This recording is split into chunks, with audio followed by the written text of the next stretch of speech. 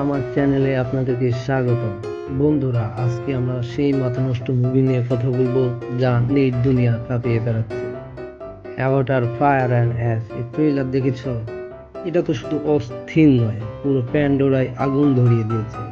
James Cameron আবারও ফিরেছেন, আর এবার তার ভিশন আরও গভীর, আরও ইমোশনাল, আরও ভিজুয়ালি মাইন্ড ব্লোয়িং।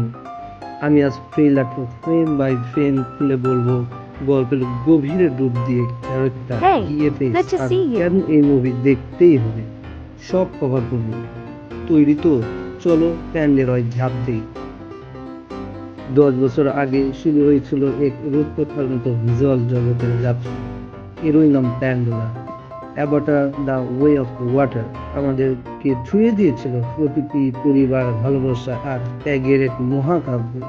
কিন্তু এবার অ্যাভাটার ফায়ার অ্যান্ড অ্যাশ এসে সেই কল্পনা জগৎ এখন বিস্ফোরণ, প্রতিশোধ আর অভ্যন্তরীণ দ্বন্দ্বে করছে।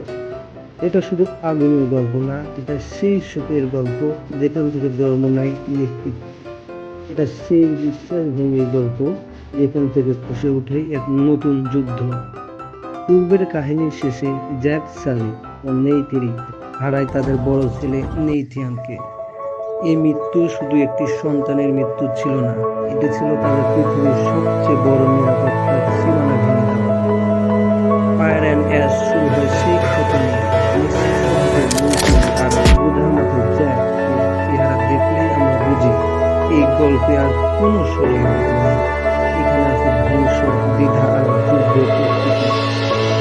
জ্যাক এখনো একজন যোদ্ধা, কিন্তু এবার তার যুদ্ধ বাইরের কারো সাথে নয়, বরং নিজের মধ্যে আর নীতির সাথে।